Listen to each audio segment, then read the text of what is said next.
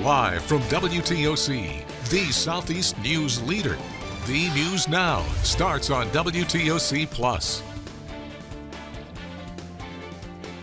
Well, we'd like to wish you all a happy Monday. Thanks for joining us here for the news on WTOC Plus. I'm digital anchor Jude Binkley. We begin with this. Georgia State Patrol confirms that the Bullitt County Sheriff's Office is investigating a crash in North Bryan County.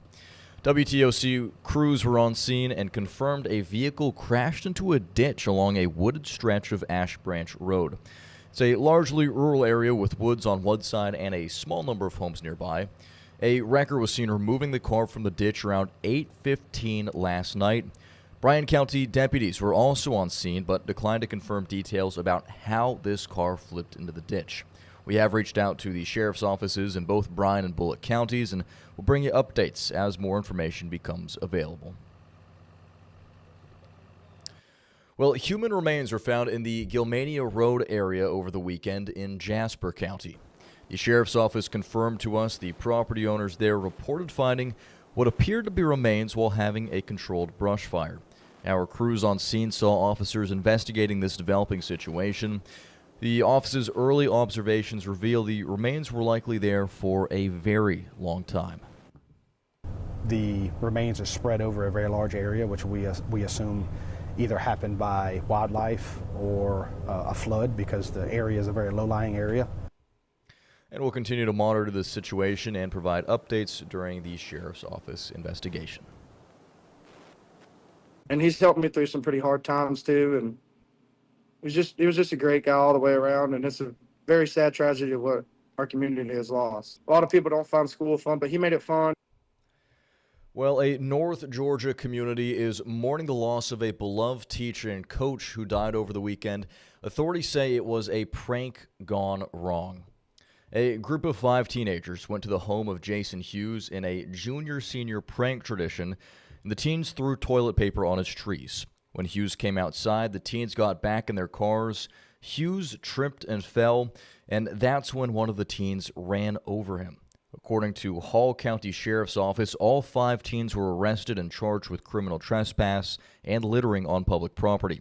The driver, Jaden Wallace, is charged with first-degree vehicular homicide and reckless driving. Current and past students remember Hughes as a math teacher and coach who went above and beyond. He always tried to make conversations with students, and he always just tried to be the most supportive he could, and he would show up to events that he didn't even know anything about, and he would just show up to be supportive, and that's going to be a really big thing that's going to be missed. Hughes leaves behind 2 kids and his wife, who's a geometry teacher at the same school. As of this morning, over $184,000 have been raised in the GoFundMe to support the Hughes family. Well, the U.S.-Israeli war with Iran continues to intensify as the conflict enters its second week. Iran has officially selected the son of the late Ayatollah as the country's new supreme leader, as another American soldier has been killed in the operation. CBS's Jared Hill is tracking the latest.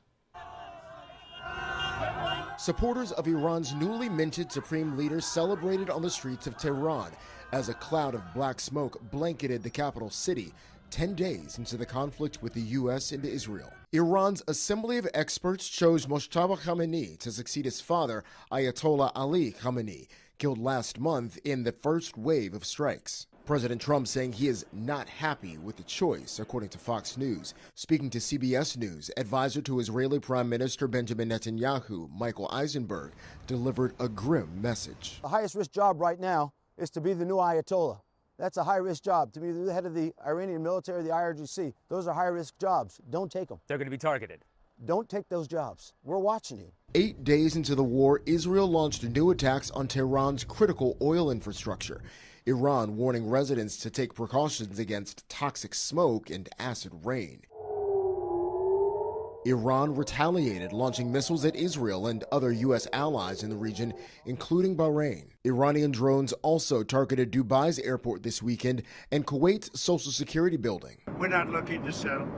They'd like to settle. We're not looking to settle. As President Trump says there's no end in sight without Iran's unconditional surrender, U.S. Central Command confirmed a 7th U.S. service member died from injuries sustained in an Iranian attack on troops stationed in Saudi Arabia. Sources tell CBS News the U.S. also may have been responsible for the bombing of a girls' school in Iran that killed more than 160 people, many of them children. Jared Hill, CBS News. Well, back here in the Peach State, state lawmakers at the Georgia Capitol debated bills up until the midnight deadline on Friday for what's known as crossover day. The day serves as a filter process that eliminates roughly half of all proposed legislation each session. Bills that don't make it to the other chamber are considered dead, but some can be revived. One of the ones that died is the Georgia SNAP Healthier Choices Act of 2026, barring people from buying certain foods and drinks using SNAP benefits. Senate Bill 568 did not pass, so it's done for the season. That would have required eligible voters to be posted and made public before each primary or election. Early voting would have happened at assigned precincts instead of any location as it is now, and it would have moved elections to paper ballots. And sports betting is not coming to Georgia still. The House resolution would have put it on the ballot for a voter's chance to make it a constitutional amendment. There's bipartisan support for it still as lawmakers cite the money it could bring in, but people still argue over the addictiveness and other negatives that sports gambling could bring.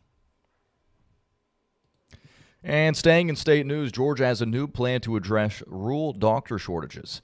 State lawmakers invested nearly $17 million to create a new medical residency program. It will be located at St. Joseph's Candler Health System right here in Savannah. Starting next year, the program can help train roughly 100 medical residents to serve rural communities. And finally, here on WTOC Plus, members of Savannah's Irish community gathered for the annual Celtic Cross Mass and Ceremony yesterday. The event started with Mass at the Cathedral of St. John the Baptist. Several Irish-based groups then walked from the cathedral to Emmett Park for the Celtic Cross ceremony. The ceremony honors the past, present, and future generations of Irish Americans.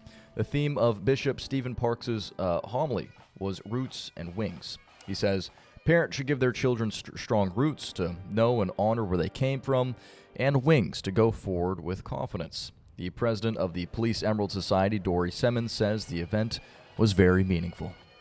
And we're honoring the fallen of past, present, and future. It's pretty special having the whole group of us actually go to church together and then march down to actually lay a wreath. And as you just heard, each year a wreath is laid at the Celtic Cross in remembrance of all Irish immigrants and their descendants and what they've done for the city and across the U.S. The Grand Marshal laid the wreath, which was then blessed by the bishop.